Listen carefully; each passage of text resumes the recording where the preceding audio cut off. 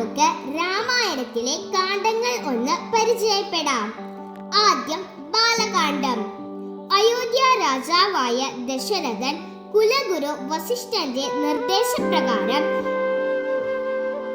ഋഷ്യശൃംഗമുനിയുടെ നേതൃത്വത്തിൽ പുത്രകാമേഷ്ടിയാഗം നടത്തുന്നു.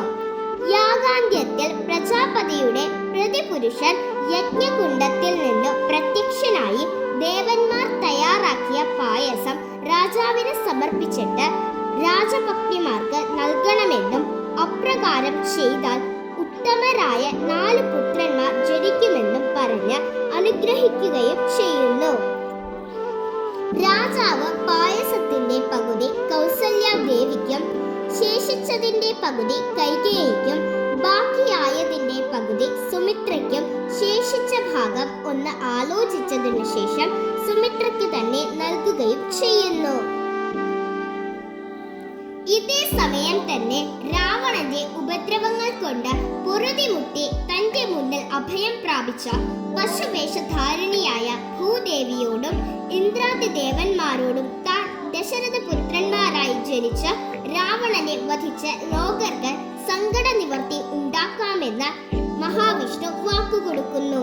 അതിൻ പ്രകാരം വിഷ്ണു സ്വചൈതന്യത്തെ 4 പകുത്ത് രാമനായി കൗസല്യയുടെയും ഭരതനായി കൈകേയിയുടെയും ലക്ഷ്മണൻ ശത്രുഘ്നൻ എന്നിങ്ങനെ സുമിത്രയുടെയും പുത്രന്മാരായി പിറക്കുന്നു.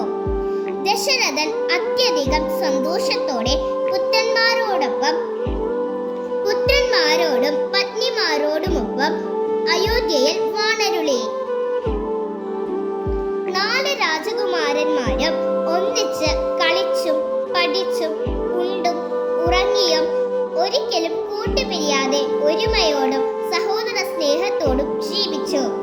ഒരു നാൾ അയോധ്യയിൽ എത്തിച്ചേർന്ന വിശ്വാമിത്ര മഹർഷി രാമലക്ഷ്മണന്മാരെ തന്റെ യാഗരക്ഷയ്ക്കായി കൂട്ടിക്കൊണ്ടുപോകുന്നു.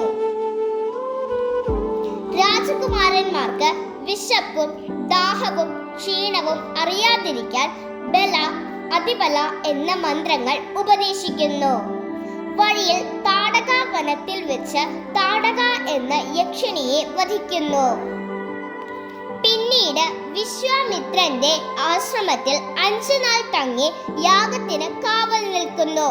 6-ാം ദിവസം യാഗം മുടക്കാൻ എത്തിയ സുബാഹുവിനെ രാമൻ ആഗ്നേയാസ്ത്രം കൊണ്ട് വധിച്ചു. മാരീചനെ മാനവാസ്ത്രം എയ്ത് 100 യോജന ദൂരം സാഗരത്തിൽ വീഴ്ത്തി. നിർവിഘ്നം യാഗം പൂർത്തിയായ ശേഷം മൂവരും വിദേഹ രാജ്യത്തേക്ക് പുറപ്പെട്ടു.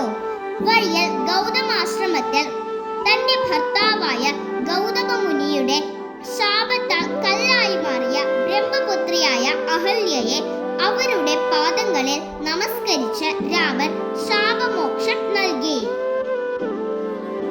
മിഥിലയിൽ എത്തിയ രാമൻ ശൈവചാപം കുലയ്ക്കുവാൻ തയ്യാറാകുന്നു.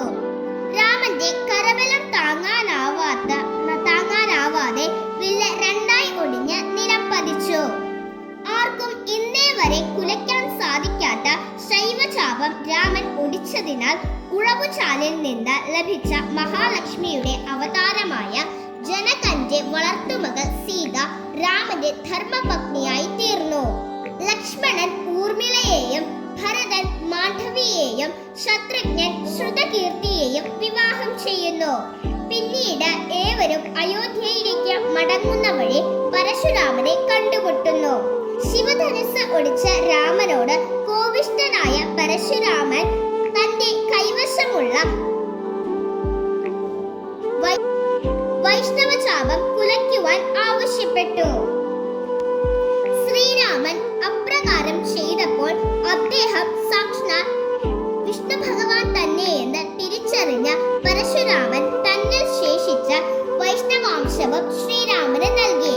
അയോധ്യയിൽ എത്തിയ എല്ലാവരും ചിരകാലം സന്തോഷത്തോടെ ജീവിച്ചു. ഇടയ്ക്ക് ഭരത ശത്രുഘ്നന്മാർ പത്നിമാരോടൊപ്പം ദശരഥന്റെ അനുമതിയോടെ കേകയത്തിൽ താമസിക്കുന്നു. എങ്കിലും പ്രിയപുത്രനായ രാമന്റെ സാന്നിധ്യം മൂലം ദശരഥന് യാതൊരു പ്രയാസവും ഉണ്ടായില്ല.